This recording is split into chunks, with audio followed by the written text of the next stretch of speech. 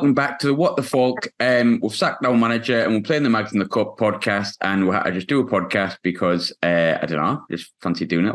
I was hoping I was going to have Monday evening off, but it's 10:30 on Monday night. I've spent all day working in football at Hampden Park. Thought, brilliant, I can eat some chicken and I can get myself to bed nice and early, have a nice cup of tea. No, not happening. Sunderland decided to sack or part ways with Tony Mowbray. I'm going to discuss it because that's what we do, isn't it? Ross, you've joined us. I'll come to you first.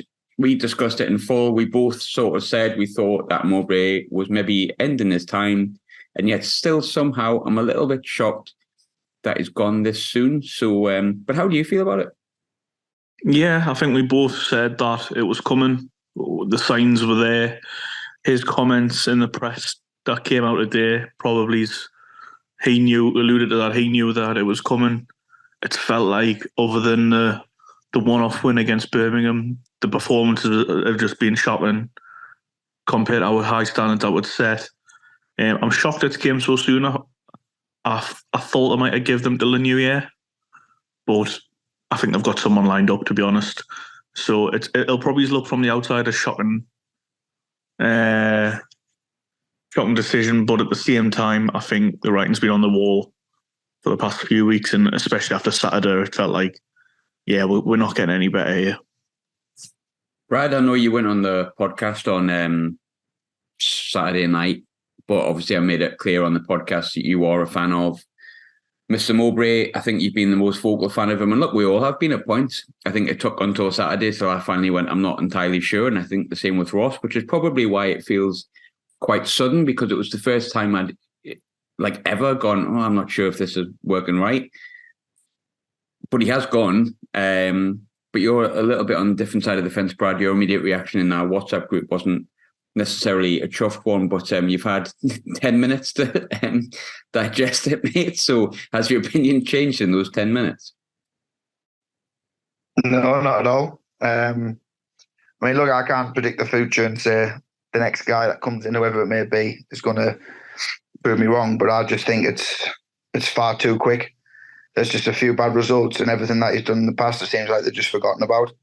Like what he done last season for us, getting us where we were with the lowest budget, one of the lowest budgets in the league, and a team of Bairns, was remarkable. And I just think that it's just too much of a knee-jerk reaction, and they've just got shot of him. And no, it doesn't sit right with me. I thought he deserved at least a bit more time to put the recent run right. It was only 2 months ago we were on the one where I think we won 4 in the last 5. So to sack him with only 1 win in the last 5, I think it's just, it just doesn't sit right with me. Not the best decision for me. But look, paid the big bucks to make these decisions. But no, I just think he deserved a little bit more time. And I think there'll be a lot of people who feel the same way. I think, I asked the question on Twitter whether you were Mowbray in, out, or unsure, and it came Mowbray out, but it was like minimal. Like, honestly, it was like the Brexit vote or the Scottish independence vote, if you want to chuck a bit of politics in there. It was still relatively split, which I think was why it'll take a lot of people by surprise. But it's a question I probably wouldn't normally ask, and maybe a question that, oh, goodness me, doesn't really matter. I'm trying to wolf down some chicken as I'm discussing this, by the way. But Ross, what's your immediate emotion in the aftermath? I think we can all say whether we think it's right or wrong in the moment, but my emotion's actually a little bit of sadness because I did like him, and let's be honest, I haven't liked that many managers over time. Yeah, I'm a bit gutted. I am a bit gutted because I think last season was special. And to be fair, I remember us standing outside the stadium when we realised that it was Tony Mowbray coming in, and we were all a bit like, well, safe pair of hands. We're not sure what's going to happen. We'll see how it goes. But he totally exceeded expectations last year. We played some phenomenal football. He's improved individuals in the side, young lads who hadn't had experience at this level. And I'm just a bit gutted that he wasn't the guy to take us up or challenge to get us up again this year. But So yeah, a bit sadness, but also I think it's nice for a manager to go with a good reputation when it's the right time, which I believe it is. I totally understand Brad's opinion and his view, and I can see why people feel that way. But it's nice for a manager to go on good terms and not be tarnished with a toxic atmosphere, or where a horrific result at home where it just feels like, there's no comeback from this. He's gone at a time where it feels like, it might be the right time, but he goes with his head held high, and I think he's got his dignity intact, and he's got a lot of support, and he'll always be welcome back at the stadium. Like you see, like all managers who've come in, especially Alex Neil with Stoke, and he's got no book shit. Mowbray's going to get a great reception from Sunderland fans. Yeah, he absolutely will. He's been far better than I could have ever anticipated, but I think Sunderland Association Football Club are a massively different beast from the one he came into. And look, I think I've had my own issues with Speakman and recruitment and all kinds of stuff, and there's a million different arguments for it, but I think ultimately I back it because, like I said it on the podcast on Saturday, I'm really ambitious. Like, I've had enough of just Sunderland being, well, fair enough. And I think we've got enough to go up, and I don't think it was looking like it. And I think the board probably think we've got to at least match what we did last season in terms of league position. And it didn't look like it. And, if you're not pushing forward, you're pushing backwards. And it feels like a weird situation to be a Sunderland fan, because normally a manager that had done what Tony Mowbray had done, you'd kind of be a bit like, well, no, I would keep him. But I think the way Sunderland Association Football Club's running at the moment, that's not how it's going to be. And I agree with you, Ross. I think someone might be sort of lined up and ready to go for Saturday. I could be wrong with that, and I don't know who it would be, but I think we've seen that Speakman is not the kind of person, unless it's a centre forward, that leaves you short. You make sure that you've got someone sort of coming in. I think, I'm saying that, that's a bit unfair. He's left us short a few times, but I think when it comes to management, he'll have a succession plan. I think that'll be at the very basis of Dreyfus's and his plan for the football club. I think in a way it feels like when Poyet left, I really like Gus Poyet. I still like Gus Poyet. He was one of the most listened to guests in the early days of this podcast for a reason, because he's well liked and he had a good time, and overall his time in Sunderland will be viewed as successful, but it had a shelf life. And whilst it didn't really get much better after he left, it was still felt at the time, after we got beat 4-0 at Villa, it was the right time. And if anything, Mowbray's skipped that toxic 4-0 home defeat to Aston Villa, if you prefer, and is going to be leaving on good terms. But Brad, I want to chuck a question at you instead, because you are not sure on this decision, as you've said before, which is a completely valid opinion, and a lot of people will agree with you, and a lot of people will be nodding as they're listening to that. But why do you think it has happened? Why now? It's impossible to say, really. But like you say, it's split. Some fans thought it was the right time, and some didn't, and that'll be the same within the club. Some will think now's the right time. The only way I can see it is they think that this squad is still capable of doing something this season, and we're only 3 points outside the playoffs. So 2 or 3 wins, especially teams in and around us over the next few games, is going to catapult us back up there. But then on the flip side is where you get the other side of the argument, my side, we are only 3 points outside the playoffs.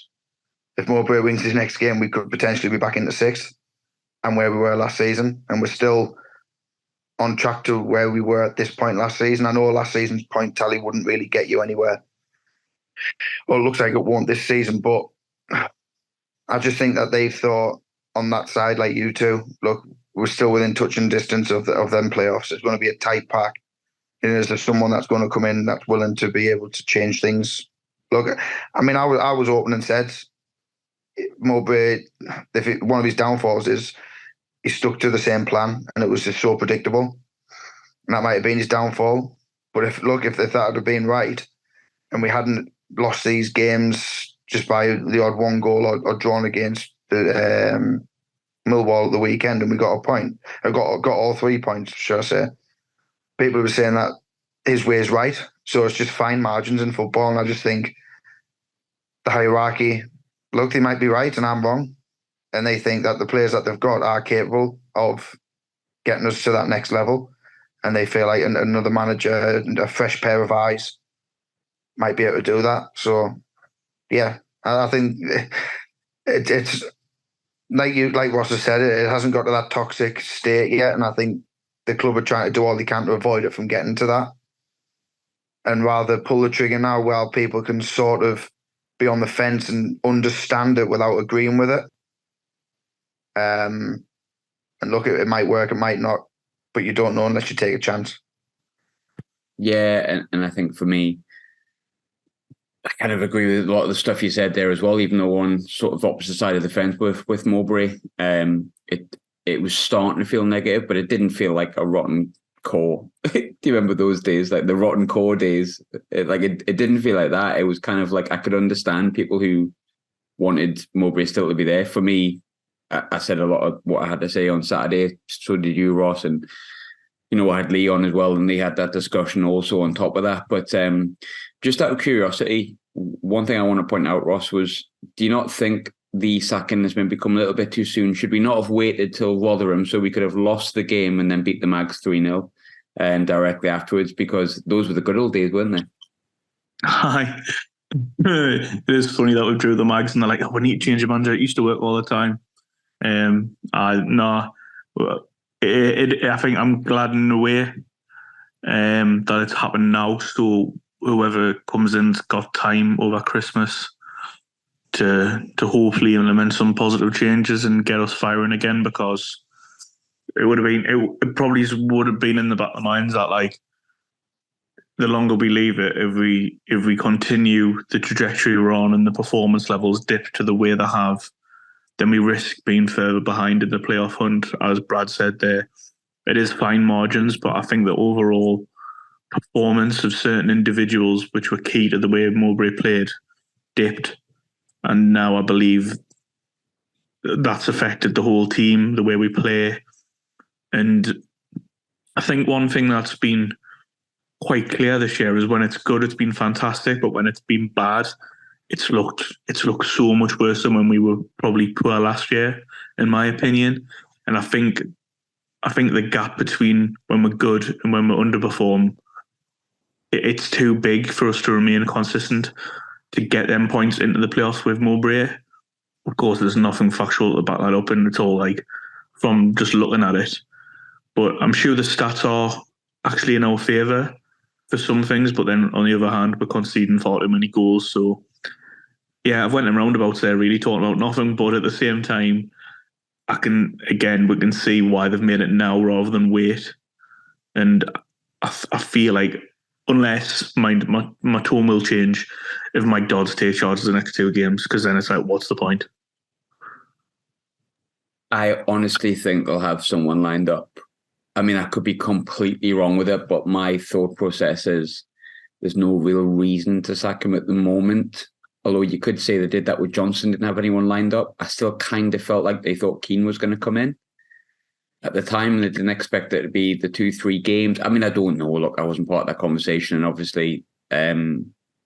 Plus, we've been walloped 6-0 away from home to Bolton. Very different.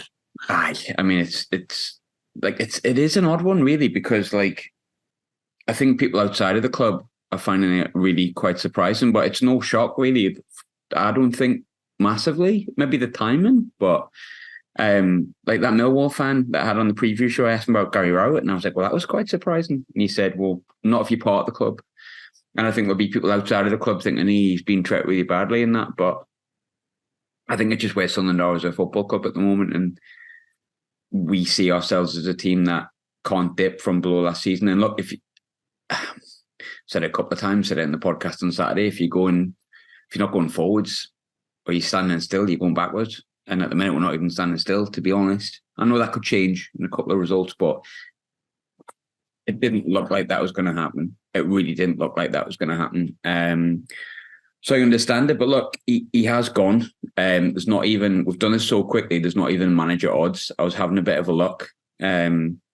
Before we get into that, we will who we would like to replace him. And I don't even think I've decided yet. I'm just going to throw names out randomly. But how do you think his time will be remembered, Brad? Tony's? Given us probably the best football of our lifetime. I agree with that. I think when it was good, it was the best I've ever seen. And for context, I'm 32-year-old, not 50-year-old, as someone pointed out on the Ready to Go forum. I sound like a boring 50-year-old sometimes because of my croaky voice. So I'm 32. Did someone say that? Yes. So he's given us the best football I've seen in my lifetime, without a shadow of a doubt. And look, we'd still talk about the Peter Reid days. The football wasn't as good as it is today. So I thank him for that. And look, someone's just popped up on there. He's left and he had a 40% win record. That's quite good. By the way, we did completely the wrong thing by doing a podcast. I'm just looking online at some of the reactions. Ahmad's already responded and said, "Thank you, boss, and good luck," which breaks me out a little bit. But someone also replied saying, "Bradley Dack when he hears the Mowbray news," and it's that, "I'm going to lose my job." Okay. Yeah. Well, speaking of the Ahmad one, I put in our group chat. I think he only came back if Mowbray was here. Personally, I've got to be honest and say that I kind of half believe that. I think he was a big fan of Mowbray, wasn't he? So, I honestly believe that was our biggest hope, and now I can just see him, Mowbray going to Swansea, and then Ahmad signs for Swansea on January the 1st. But you know what? I'd love Ahmad back, but he was here on loan. He's not our player. We're kind of just keeping our hopes on a player coming in January. Like, we've got to actually build stuff and stuff like that. Yeah. I understand that, Graham, but going back to how will Tony Mowbray be remembered, he'll just be remembered for giving us great football, an unforgettable season, and just being truthful and honest to the fans all the time. Thoroughly nice bloke. Just a thoroughly nice bloke. I enjoyed listening to all his press conferences. I enjoyed listening to his post matches, regardless on what the result was. I just think he was a cracking bloke, and he came into the club at what some people would think at a bit of a strange time, and he was the right man.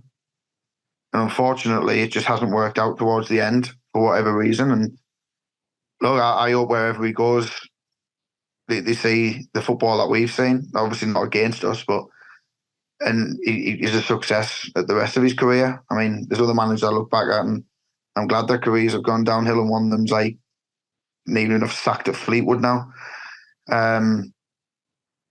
Yeah, he goes with nothing but like praise from me, and I'll always look back at this season like I did from the Peter Reid years of how good it was, how enjoyable it was, and I thank him for that. I mean, he was a big reason I fell in love with going back to watch my club every week.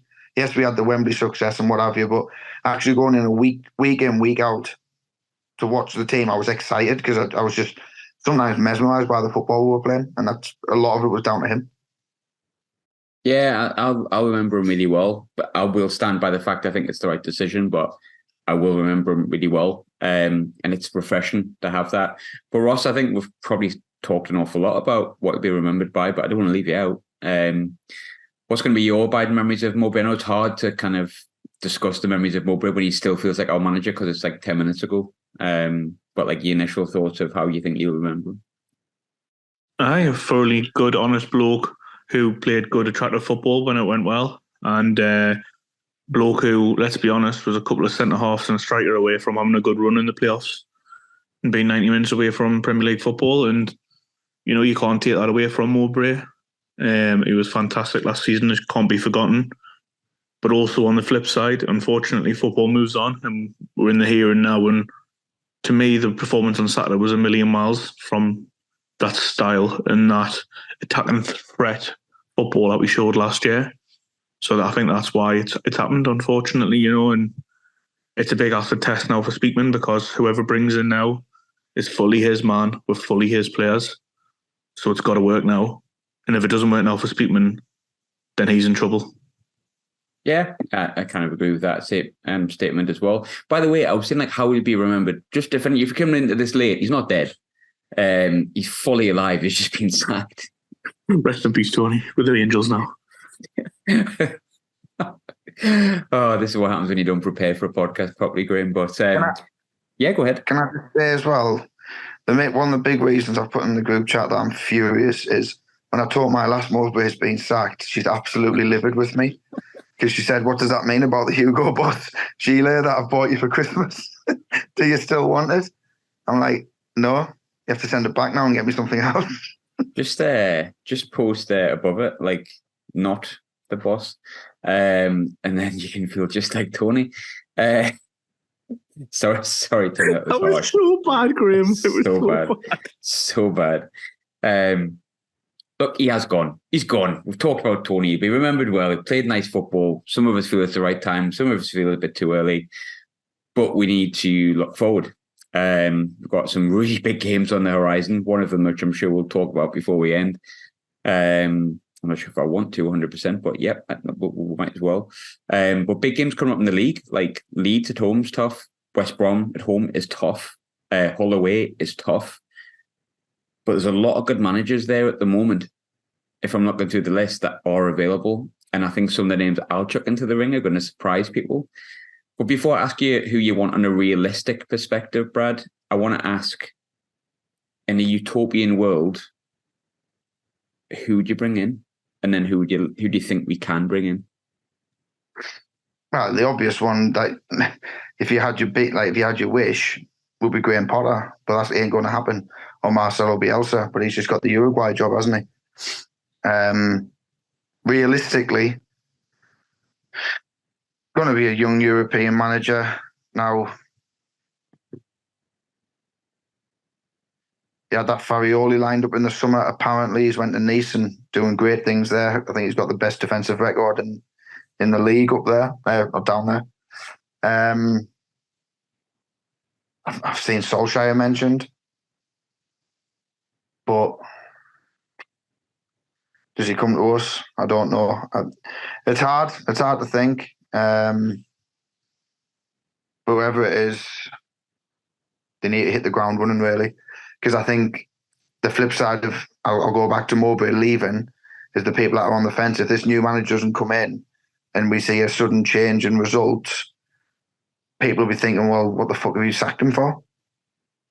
Because nothing's changed or it's got even worse. So there's a lot of pressure on the new guy, and the new guy has to back himself from day one.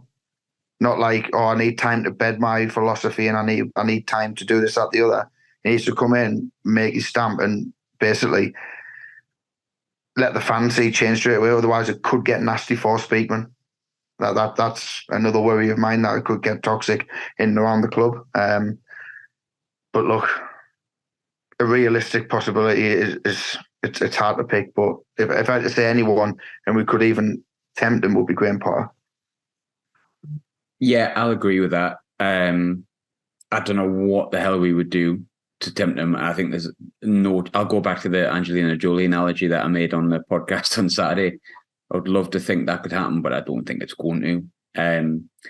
When I look through available managers, there is some interesting names on there. There's some horrendous names on there, such as Gareth Ainsworth. But before I kind of go through a list of players that, managers that I wouldn't mind, who would you be interested in, Ross? I think collectively we could all agree Potter would be the ideal scenario. Do I think we could tempt him to the Championship? Nah. I think he'll wait until the England job is available after the Euros, personally. But who could we get? We're still like a very, very attractive club at a very good time. Yeah, we are, isn't it? There's not many real standouts, so I feel like we will look for, to be honest. I'm a bit gutted for us having sacked Cooper yet, because I think Steve Cooper would be great for this squad. And I think it would be a job which he'd be really good. He's really good developing young players. He did great with England youth teams. So it is a shame. But if we're talking about developing young players and being good with England youth teams, Lee Carsley might be a name, which will get banded about, I believe. England are 21, 23. Yeah, he won the Euros for England as manager. So he did. So that's putting a name out there. I just think it will be left field. It'll be I've seen all over Twitter, somebody called Luca Elsner. He's at Le Havre, is that how you say it in France? And he's got him in the top 10 of Ligue 1 with the lowest budget in the league. And he's a 30-year-old hip Scandinavian. He sounds right up Speakman Street. Just seen some random names. I think it'll just be a random data-based appointment. And I believe, to be fair, you look at that as a Ferroli, who was so good, is doing so good in France. I think if it wasn't for fan backlash, he would be here in the summer. So I suppose we've just got to put our trust in the recruitment side of it. Just the model again. Just the model again, yeah. To be fair, this is the first blip, really, in the model. It's credit in the bank, you'd argue. It's credit in the bank. That's it. And I still believe, I know a lot's been said about our squad and how maybe he's been hung out with dry in the striker department, but I still think this squad's good enough for a top 6. Yeah, so do I. I thought at the start of the season, I still do. I think there's a few things that we can do.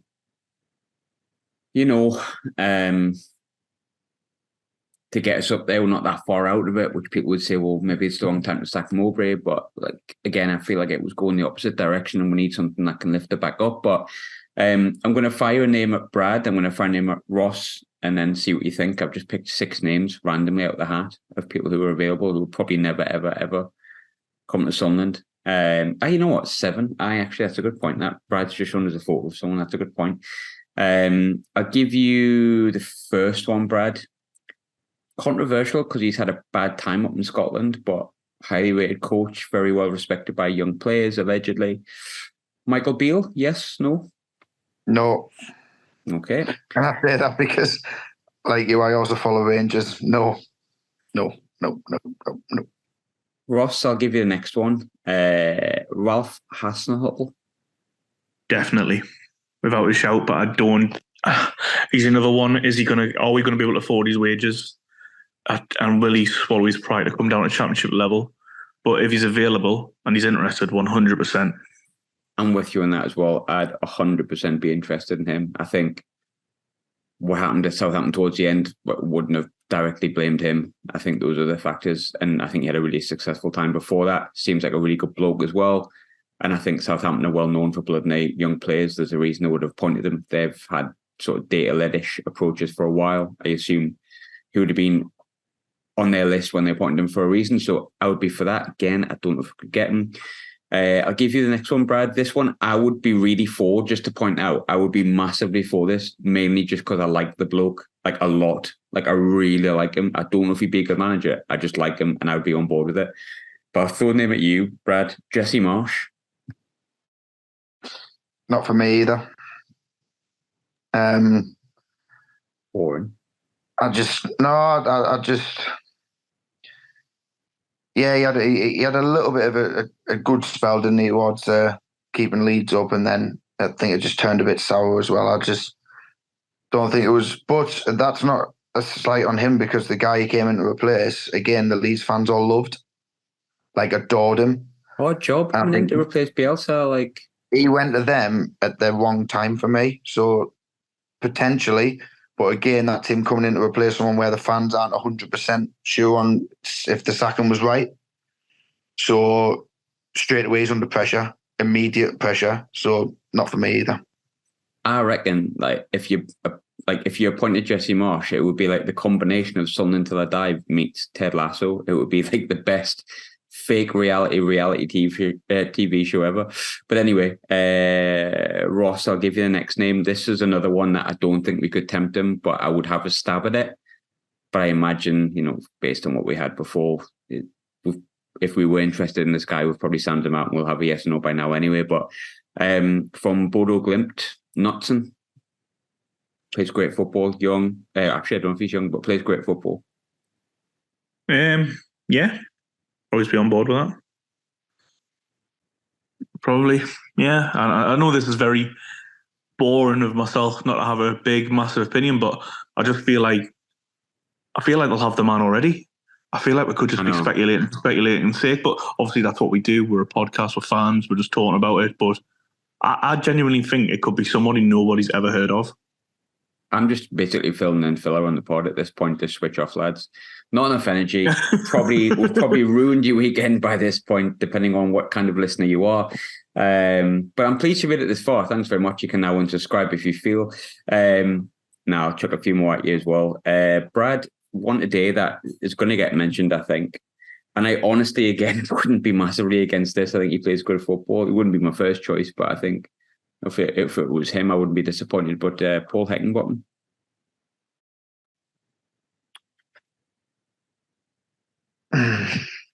Possibly.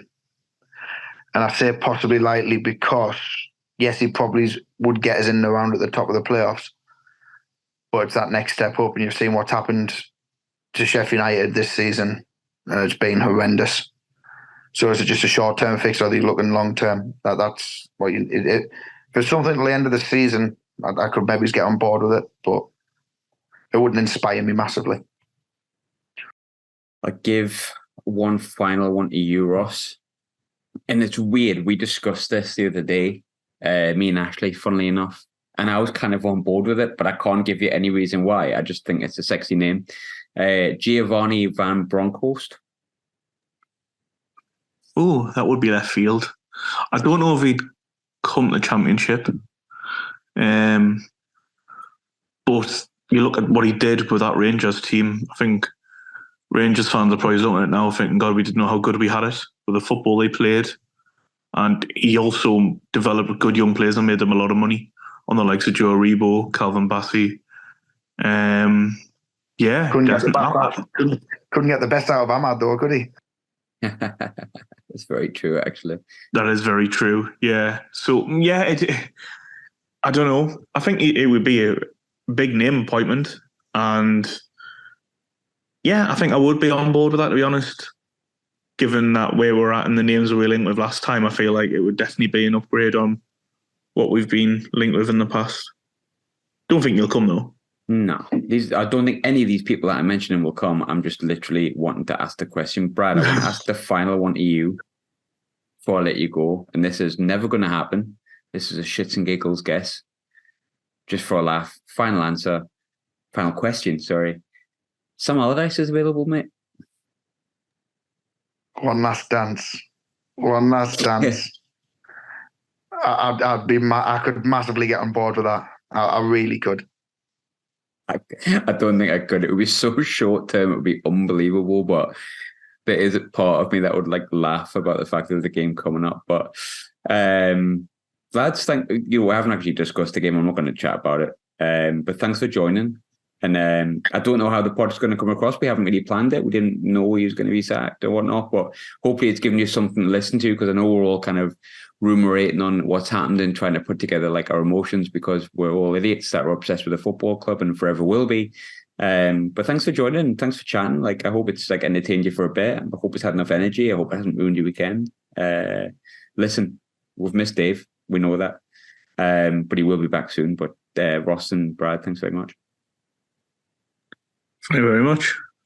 Thank you. We haven't really missed Dave. He'd have thrown some fucking name out like Frank Lampard, wouldn't he?